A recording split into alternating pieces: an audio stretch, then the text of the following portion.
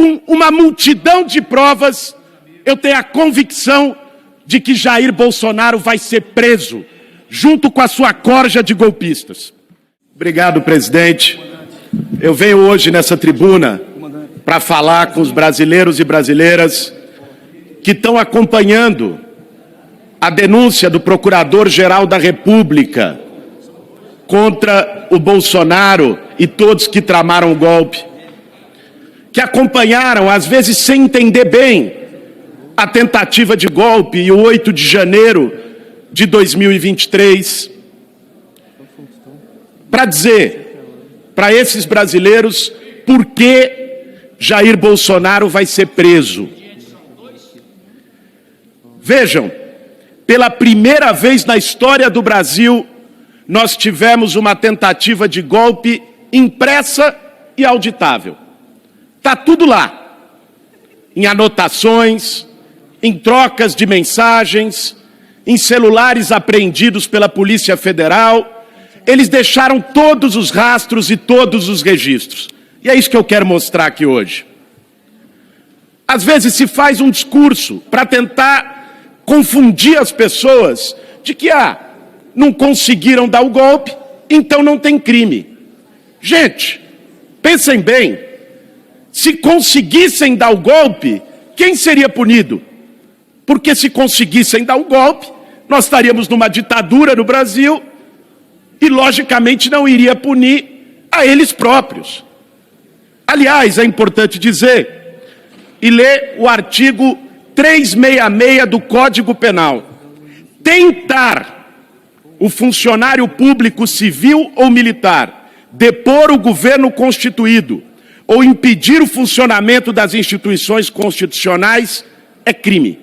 Pena de reclusão de 4 a 12 anos. Ou seja, o crime está caracterizado. Aí eles vieram dizer, novamente para tentar confundir, mas a denúncia é fraca, não tem provas, foi só com base em delação premiada. Bom, eu tive o cuidado de ler as 272 páginas da denúncia do Paulo Gonet, Procurador-Geral da República. E vou trazer aqui para vocês os fatos. A tentativa de golpe foi em 4 operações.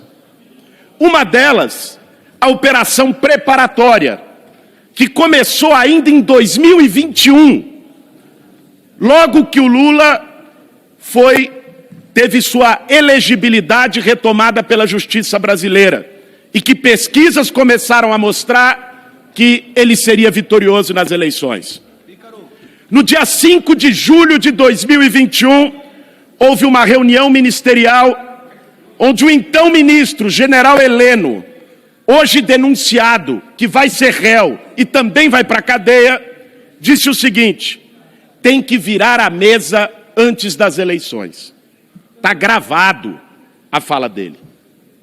Porque eles fizeram questão de fazer um processo golpista impresso e auditável. Deixaram todos os materiais. Logo depois, no dia 29 de julho de 2021, na mesma linha de jogar suspeição sobre as urnas eletrônicas e o processo eleitoral, Bolsonaro faz uma live com supostas provas sobre as urnas eletrônicas. Alguns meses depois, em 7 de setembro de 2021, ele radicaliza o discurso e diz aqui, na esplanada dos ministérios, diante dos seus apoiadores: só saio preso, morto ou com a vitória. E disse ainda: quero dizer, nunca serei preso. A história vai mostrar que ele mentiu mais uma vez. Dia 18 de julho, já em 2022, com as pesquisas mostrando a vantagem de Lula, eles, que diziam não acreditar em pesquisa, se desesperaram. E Bolsonaro fez um evento com embaixadores no Palácio do Planalto para buscar apoio internacional para o ataque às urnas. Não deu certo, não funcionou. Foram para a eleição.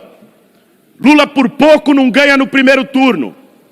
E aí, no segundo turno, eles deflagram a segunda operação da tentativa golpista, que foi utilizar a Polícia Rodoviária Federal para tentar impedir os eleitores do presidente Lula de chegarem às urnas.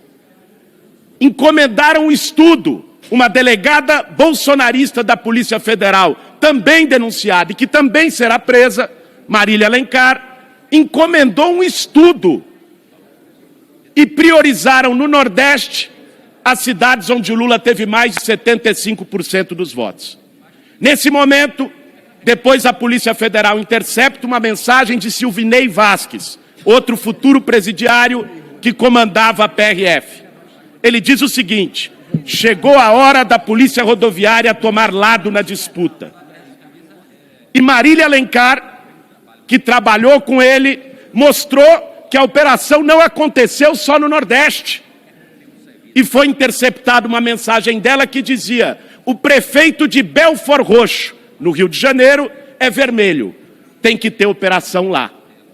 No Rio Grande do Sul, Lula ganhou em Porto Alegre. Tem que ter operação lá. Está tudo registrado. Novamente, não foi suficiente e eles perderam a eleição. Aí entra a fase já mais radical do golpe. Já derrotado. Dia 6 de dezembro, Felipe Martins, assessor do presidente da República, apresenta no Palácio do Planalto para Bolsonaro a minuta do decreto do golpe. O que dizia esse decreto?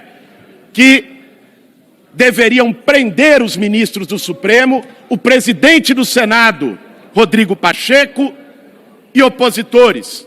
Declarar estado de sítio e estado de defesa e supostamente chamar novas eleições. No dia seguinte, 7 de dezembro, Bolsonaro pega esse decreto e apresenta para o ministro da Defesa, para o comandante do Exército e para o comandante da Marinha. Essa reunião foi feita no Palácio do Alvorada e os registros de entrada da portaria do Palácio confirmam a presença de todos eles. Freire Gomes, comandante do Exército, não aceita. Melou. Uma semana depois, dia 14, Bolsonaro alivia um pouco a versão, não prendia mais todo mundo. E faz uma outra minuta que foi encontrada com Anderson Torres, seu ministro da Justiça, e o ministro da Defesa, general Paulo Sérgio, apresenta novamente para os comandantes militares. O comandante da Marinha, golpista, que vai ser preso, Garnier, aceita. O do Exército, Freire Gomes, e da Aeronáutica, Batista Júnior, não aceitam. Não conseguiram levar adiante. Dia 15 de dezembro, Braga Neto dá orientações expressas, também registradas na denúncia, para fazer ataques virtuais contra esses militares que não aceitaram. Isso acontece. Ele diz: vamos jogar para o grupo dos malucos. Eu fico imaginando como os bolsonaristas se sentem sendo chamados pelos seus líderes de malucos. E aí segue. Junto com isso, a Operação Punhal Verde e Amarelo, onde, dia 9 de novembro, paralelamente, o Mário Fernandes, secretário executivo da Secretaria-Geral da Presidência, apresenta para Bolsonaro uma proposta de matar Lula por envenenamento, Alckmin e o Xandão por tiro. Essa era a lógica. Fazem dia 12 de novembro uma reunião para iniciar o plano na casa do Braga Neto. E aí se apresentam os valores, R$100 mil para viabilizar. E o Braga Neto entrega numa sacola de vinho para o Mauro Cid. E dia 21 de novembro fazem o monitoramento do Xandão. Por que não aconteceu? Não aconteceu o golpe porque 2 militares não aceitaram. O comandante do Exército e o comandante da Aeronáutica. Só por isso não aconteceu. Isso está conectado com o 8 de janeiro, que depois é a tentativa desesperada, já com Lula empossado, dos bolsonaristas de tentar a qualquer custo. Ah, mas o 8 de janeiro foi um piquenique de senhoras, uma manifestação. Está lá, Mário Fernandes e general Braga Neto trocando mensagens com os líderes dos grupos que organizaram. Quem era Quem comandava a polícia do Distrito Federal que permitiu eles quebrarem tudo aqui?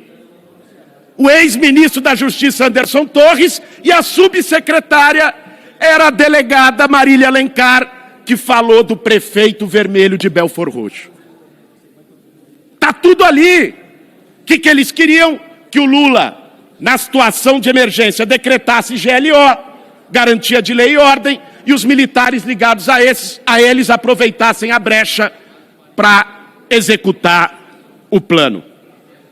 Veja, isso tudo que eu falei aqui não são vozes da cabeça, não é a tia do Zap que mandou, são provas, anotações, impressas, auditáveis, trocas de mensagem, está tudo ali.